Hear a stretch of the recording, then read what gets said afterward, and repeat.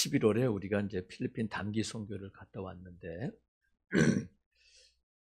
이제 아이들에게 이제 복음을 전하고 같이 식사도 하고 했는데 이제 집사람이 이제 어떤 아이에게 너 예수님 믿니? 이렇게 교회 다니는 아이에게 물어봤어요. 정말 믿는지 물어봤더니 그 아이가 뭐라고 물어보냐면 선생님은 예수님 믿으세요? 이렇게 물어보는 거예요. 그러니까 자기는 믿는데 선생님은 예수님을 믿습니까? 이렇게 어린아이가 그것은 도전이 되잖아요. 근데 만약에 너 예수님 믿니? 이렇게 물어보지 않고 너 행복하니? 이렇게 물어본다면 그 아이가 그러면 선생님은 행복하세요? 이렇게 물어볼 수 있잖아요. 그러면 선생님은 예수님 믿으세요? 그러면 그럼 믿지 이렇게 대답할 수 있는데 선생님은 행복하세요? 이렇게 묻는다면 행복하지 이렇게 말할까 아니면 머뭇머뭇거릴까. 우리가 누군가가 나에게 행복하세요? 이렇게 물어보면 행복합니다 이렇게 자신 있게 말할 수 있는 경우가 많지 않단 말이죠. 근데 왜 제가 이 말씀을 드리냐면 그 필리핀에 사는 특별히 그 동네에 살고 있는 아이들은 너무너무 환경이 열악해요. 그러니까 우리가 이제 시골 같은 데 가면 아이들이 화장실을 못 가잖아요. 근데 그거에 비할 바가 없이 더 열악한 환경인데 그래서 청년들이나 우리 같이 갔던 분들이 가급적이면 사역하는 동안은 화장실 안 가도록 막 참고 막 견디고 그랬었단 말이죠. 근데 그 아이들이 그런 열악한 환경 가운데 살면서도 전혀 불행해 보이거나 슬퍼 보이지 않고 그냥 뭐 기뻐 뛰고 막 그런 걸 보면 겉으로 드러난 것은 우리보다 더 행복하지 않을까 그런 생각이 들 정도였어요. 유엔에서 매년 행복 보고서란 세계 행복 보고서라는 것을 리포트를 만드는데 1위부터 이렇게 쭉 해서 어느 나라가 가장 행복한 나라인가를 이 등수를 매기는데 매년 핀란드, 덴마크가 1위를 하고 있는데 우리나라는 몇 위냐면 2024년 3년도에 62위였어요. 필리핀은 몇 위냐면 95위였어. 그러니까 우리는 62위고 행복 순위가 필리핀은 95위인데 그럼 우리가 그만큼 더 행복한가? 뭐 자신 있게 말할 수가 없잖아요. 좀 더 이 객관적으로 살펴보면 미국 하버드대 교수이고 정신과 의사인 조지 베일런트라고 하는 사람은 행복하려면 이런 사람이 행복하다 하고 그 행복의 조건을 몇 가지로 말했는데 먼저는 뭐냐면 관계가 좋아야 한다는 거예요. 관계가 좋아야 사람들과의 관계가 좋을 때 행복감을 느낄 수 있다. 그 다음에 늘 긍정적인 사고를 갖고 있는 사람이 행복하다는 거야. 그 다음에는 내가 누구인지에 대해서 분명히 자아 정체성을 갖고 있는 사람이 행복하다. 그러니까 내가 누구인지 모르고 내가 뭘 해야 되는지 모르는 사람들은 행복할 수 없다는 거야. 또 하나는 뭐냐면 바른 선택을 하는 사람들. 그러니까 긍정적인 사고를 가지고 바른 선택을 하고 선택에 후회가 없는 사람이 행복한 사람이다. 또 마지막 5번째는 뭐냐면 전인적으로 건강해야 된다. 정신적인 것뿐만이 아니라 육체적인 것도 그리고 또 무슨 일을 해도 운동하는 것도 또 약을 먹는 것도 뭘 하든지 간에 전인적으로 건강해야 된다는 거예요. 자, 그럼 제가 이제 유엔에서 만드는 행복 보고서는 복잡해요. 여러 가지 조건들을 가지고 따지는데 이 조지 베일런트 교수는 5가지로 요약해서 자기 주장을 했는데 여러분은 어때요? 제가 여러분 행복하세요? 누군가가 여러분에게 행복하세요? 물어보면 잠깐만요. 나는 긍정적인가? 하면서 나는 관계가 좋은가? 언제 이걸 따져볼 수 있겠어요? 근데 제가 왜 이런 얘기를 말씀을 드리냐면 더 분명하게 더 쉽게 내가 행복한가 아닌가를 말할 수 있는 그 분명한 기준을 제가 여러분에게 말씀드리려고 해요. 누군가가 여러분에게 여러분 행복하세요? 제가 오늘 여러분에게 행복하십니까? 행복하셨나요? 이건 뭐냐면 2024년도 여러분 행복하셨나요? 이걸 제가 물어보는 거거든요. 그러면 여러분 뭐라고 대답하겠어요? 그 대답은 설교 끝난 다음에 대답을 하시면 돼요. 그래서 내가 행복한가 아닌가의 그 기준은 오늘 본문에 보니까 간단해. 5절에 야곱의 하나님을 자기의 도움으로 삼고 여호와 자기 하나님에게 자기의 소망을 두는 자는 뭐가 있다고요? 행복하다는 거야. 그러니까 딱 2가지. 행복한 사람이 누구냐면 누구에게 도움을 요청하고 어디에 도움을 요청하는가를 보면 알 수 있고, 또 하나는 누구에게 어디에 소망을 두고 있느냐, 그걸 보면 행복한지 아닌지 알 수 있다는 거예요. 근데 대부분의 사람들이 어디에 도움을 요청하고 소망을 두느냐면 3절 보세요.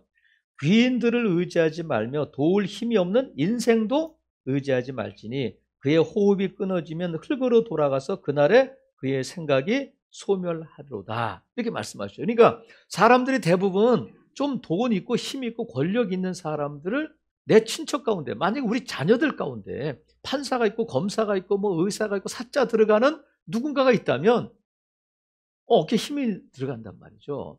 그리고 내가 어려울 때 얼마든지 도와줄 수 있는 누군가가 있다면 그 사람은 뭐 당당할 수 있잖아요. 삼풍백화점이 무너졌을 때에 그 삼풍백화점에 무너져가지고 많은 사람이 죽었는데, 삼풍백화점이 무너졌을 때 어떤 사실이 알려졌냐면, 삼풍백화점에 왜 안 되지?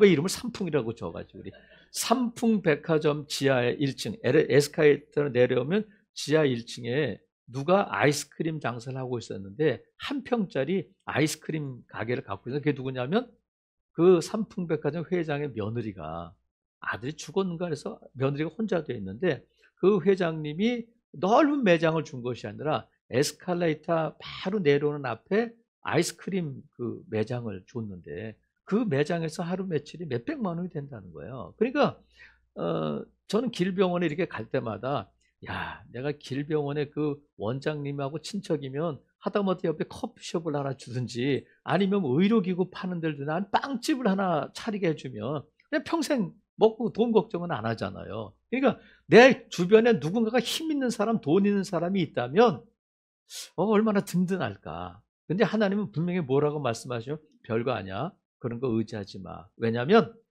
그의 호흡이 끊어지면 아무것도 아니다. 그에게도 누군가의 도움이 필요한 사람이라는 거야. 여러분, 의사는 의사의 도움이 필요해 안 해요? 안 해요. 필요해요. 재벌 회장은 누군가의 도움이 필요할까 안 필요할까?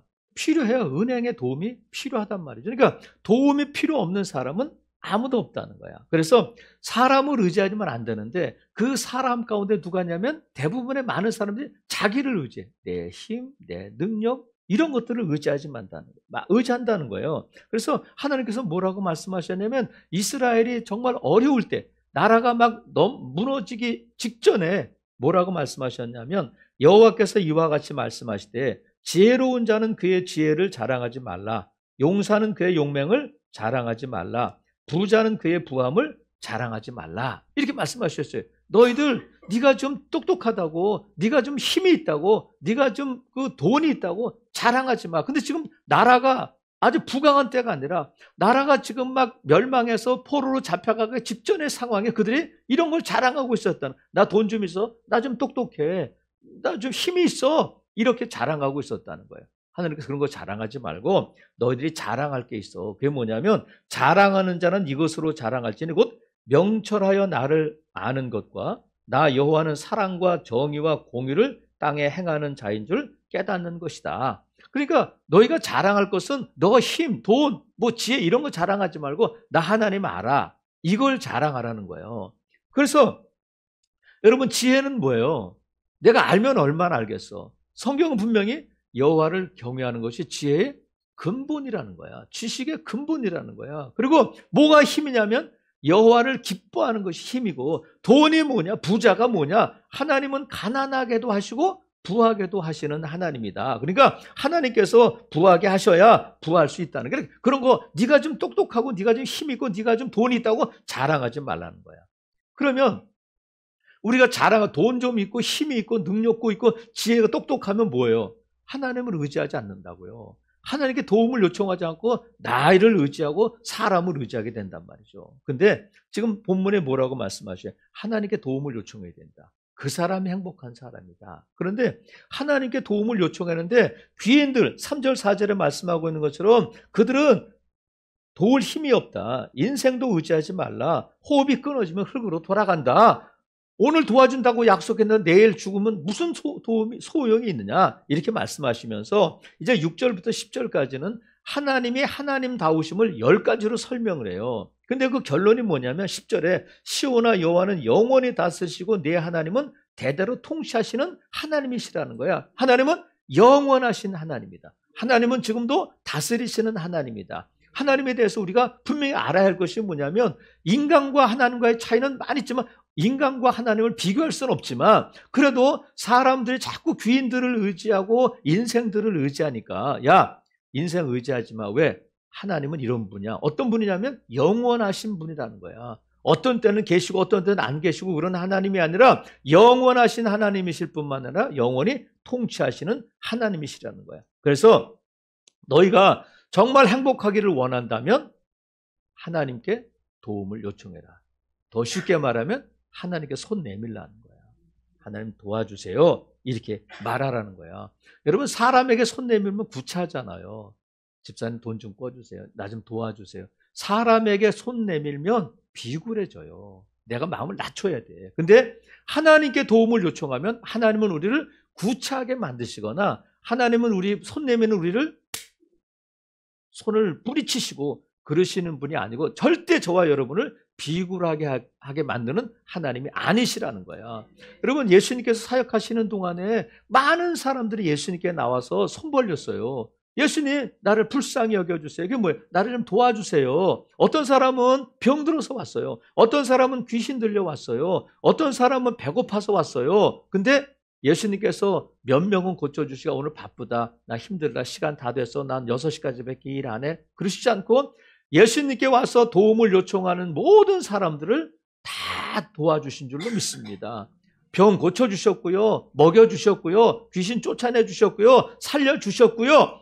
우리 예수님께서 도움을 요청하러 나온 모든 사람들을 다 도와주셨다는 거예요. 그러니까 이 하나님께 도움을 요청할 때에 이 손 부끄럽게 하나님 결코 그러지 않는 그를 찾는 자들에게 상 주시는이심을 믿어야 돼요. 우리가 하나님께 손 내밀 때마다 하나님은 반드시 그 손을 채워주시는 하나님이신 줄로 믿으시고요. 자꾸 하나님께 손 내미는 사람이 누구냐면 가난하고 구차하고 비굴한 사람이 아니라 그 사람이 행복한 사람이라는 거야.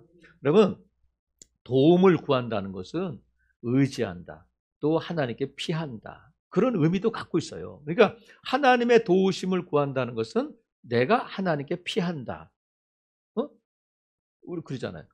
이렇게 부부 생활 하다 보면 아이고 우리 집사람은 뻑하면 어디가? 친정 간다는 거야. 뭐 뻑하면 친정 간다는 거야. 근데 그 사람은 행복하지 않아요. 근데 뻑하면 하나님께 가는 사람이 행복한 사람이라는 거야. 여차하면 무슨 일만 있으면 하나님께 나가는 거야. 하나님께 손 내미는 거예요. 그 사람이 누구라고요? 행복한 사람이다. 그래서 시편 2편의 12절에도 보면 여호와께 피하는 모든 사람은 복이 행복하다. 여호와께 피하고 자 하나님께 피해야 되는데 하나님께 도움을 요청해야 되는데 정말 우리나라가 국가적으로 도움이 필요한 때가 있었어요. 그때가 언제냐면 우리나라가 영어를 제일 잘하던 때였던 것 같아요. 우리나라 지금도 영어를 못하는 건 아니지만 전 국민적으로 영어를 가장 잘하던 때가 언제냐면 6.25 전쟁이 끝났을 때 어린아이들부터 어른까지 다 영어를 했어요. 뭐랬냐면 기브 미 초콜릿을 했어요. 그래서 미국만 나타나면 쫓아다니면서 기브 미 초콜릿, 기브 미 초콜릿 뭔지도 모르지만 그거 하면 주니까 그래서 영어가 되든 통하던 시대야. 그냥 기브 미 초콜릿 하면 영어. 그래서 그 당시에 대한민국이 어떻게 일어났느냐면 미국이 도와준 우유, 쌀, 석유, 돈 이런 거 원조 받아서 살았어요. 그 원조 받아서 대한민국이 일어나게 되고 지금의 나라가 됐는데 그러면 지금의 대한민국이 된 것이 미국이 도와줘서 미국의 원조로 미국이 도와준 저도 그때 분유 많이 먹었어요. 뻑뻑해지는 이렇게 분유가루 이렇게 주면 분유가루 이렇게 먹으면 뻑뻑해지잖아. 행복하셔요, 여러분? 분유 안 먹어서? 근데 그때 그게 뻑뻑하지만 맛있었단 말이죠. 그 분유 먹고 자랐을까? 미국 사람들이 던져준 초콜릿 먹고 우리가 이렇게 건강해졌을까? 아니에요. 왜냐하면 미국으로부터 원조받은 나라는 우리나라뿐만이 아니야. 수없이 많은 나라들이 미국으로부터 원조를 받고 다른 나라로부터 원조를 받았지만 원조를 받던 나라가 원조하는 나라가 된 거는 대한민국밖에 없어요. 그렇다면 미국이 도와줘서 우리나라가 잘 됐다, 미국이 도와줘서 우리나라가 이렇게 강한 나라가 됐다 말할 수 없잖아요. 그러면 이게 무슨 어떤 연유로 해서 우리나라는 이렇게 잘 사는 나라가 되었을까? 그런데 우리가 기분이 쪼꼬릇하고 다닐 때에 우리나라에 무슨 일이 일어났냐면 부흥이 일어났어요. 막 사람들이 교회를 몰리고 십자가를 세우면 몰려들고 하면서 교회가 부흥되고 예수 그리스도를 믿는 사람들이 막 몰려들기 시작했어요. 그러면서 기분이 쪼꼬릇하고 미국 사람들에게 손 내밀던 사람들이 그때부터 막 교회가 생기고 예수 믿는 사람이 늘어나고 기도가 되고 막 교회들마다 뜨겁게 찬송하고 기도하고 예배하기 시작하면서 어떤 일이 벌어지냐면 미국 사람들에게 손 내밀던 손이 하나님을 향하게 됐다는 거야. 하나님 도와주세요, 하나님 불쌍히 여겨주세요 하면서 하나님께서 부흥을 주시고 영적인 부흥과 함께 경제적인 부흥을 줘서 여기까지 온 줄로 믿습니다. 그러니까 우리는 미국 사람들이 전절은 초콜릿 먹고 건강해지고 초콜릿 원조를 가지고 나라가 부강해진 것이 아니라 하나님께서 도우셨기 때문에 여기까지 온 줄로 믿습니다. 그러니까 우리가 미국 사람에게 손 내밀었다면 아프리카나 뭐 그런 나라들 지금 여전히 미국이 원조받는 나라들 많잖아요. 우리도 그렇게 됐을 거다. 하지만 우리는 미국 사람들에게 손 내밀지 않고 하나님께 손 내밀고 하나님께서 그렇게 하도록 우리에게 부흥을 주셔서 우리가 여기까지 온 줄로 믿습니다. 그래서 하나님이 도와주시면서 우리에게 뭐가 생겼냐면 소망이 생긴 거예요. 어떤 소망이 생겼냐면 하나님이 도우시면 되는구나, 하나님이 도우시는구나 하는 소망이 생기면서 그 소망이 뭐냐면 하나님께 그 소망을 두기 시작했다는 거예요. 그러면서 대한민국은 행복해지기 시작한 거예요. 미국 사람들이 주는 그 초콜릿이나 우유 먹고 행복해진 것이 아니라 하나님께 도움을 청하고 하나님이 주신 것 때문에 하나님께 소망을 두기 시작하면서 대한민국이 행복해지기 시작했단 말이죠. 여러분, 우리가 소망을 어디에 두나, 누구에게 소망을 둘까? 어제 저는 처음 알았어요. 어제 12월 28일 날 로또 복권 추첨한다는 걸 알았는데 어떻게 알았느냐면 이번에 로또 복권 1등 당첨 번호 때문에 로또 복권 저 회사를 조사해 봐야 된다, 이거는 조작이다, 막 그런 인터넷 나오더라고요. 그래서 제가 로또 복권 당첨 번호가 뭐길래 그런가 하고 한번 찾아봤더니 어제 한 그 로또 당첨 번호 아시는 분은 아시겠지만 제가 불러드릴게요.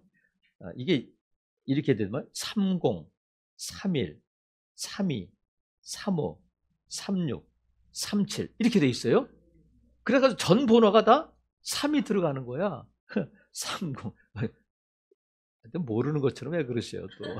30, 31, 32, 35, 36, 37 어떤 분은 34와 33이 왜 빠졌는지 알아? 그래서 그걸 또 연구한 사람이 있더라고요.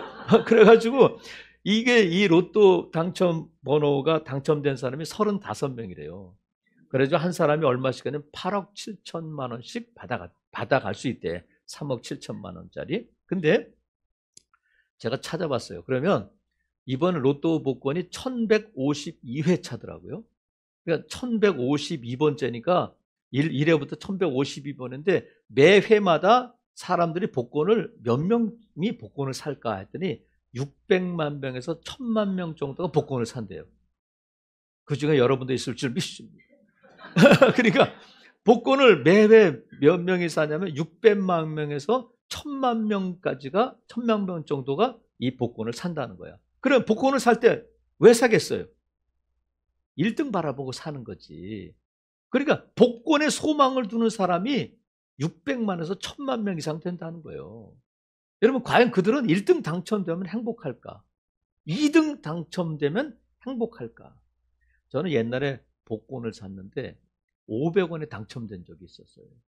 100원 할 때 복권이 100원인데 아버지가 복권 한 장 사오라고 사왔는데 너 가져줬는데 나 지금 500원이 당첨된 거예요. 그래서 복권을 5장으로 바꿨어요. 다 꽉 나왔어요. 500원을 받아가지고 있었으면 500원 남았을 텐데, 아니 500원에 다섯 장을 사더니 다 꽉 나고 없어져 버렸어요. 그때 끝나길 잘했지. 또 사고 했으면 어떻게 됐겠어요? 여러분, 로또 복권에 우리 소망을 두면 안 돼요. 8억 7천만 원 23억 산다고 행복한 것이 아니다. 지금 오늘 본문에 뭐라고 그래요? 하나님에게 소망을 두는 자가 행복한 사람이라는 거야. 그래서 여러분, 시편 우리가 146편 봤는데 144편 15절에도 보면 뭐라고 되냐면 여호와를 자기 하나님으로 삼는 백성은 복이 있다는 거야. 내가 하나님께 소망을 둔다는 것은 뭐냐면 하나님이 나의 하나님이십니다 하고 하나님께 소망을 두는 자라는 거야. 그러면 여러분, 이 소망을 둔다는 것은 뭐냐면 여호와를 바란다. 여호와에게 희망을 건다. 로또나 사람에게 희망을 거는 것이 아니라 하나님에게 내 희망을 거는 사람이 행복한 사람이라는 거예요. 그러면 여러분, 로또 복권을 당첨되면 얼마 탈 거라는 것을 아니까 자꾸 소망을 거는 거예요. 대박 난다. 내 인생 바뀐다. 인생 역전 일어난다. 하고 로또 복권을 믿으니까 로또 복권을 사는 거잖아요. 근데 우리가 하나님께 소망을 두려면 하나님을 알아야 된다. 하나님을 알아야 되는데 오늘 본문에 보세요. 5절에 보니까 하나님이 누구시냐면 야곱의 하나님이라는 거예요. 야곱의 하나님이다. 지금 야곱의 하나님을 설명하려면 또 우리가 오래 걸리니까 하나님이 누구라고요?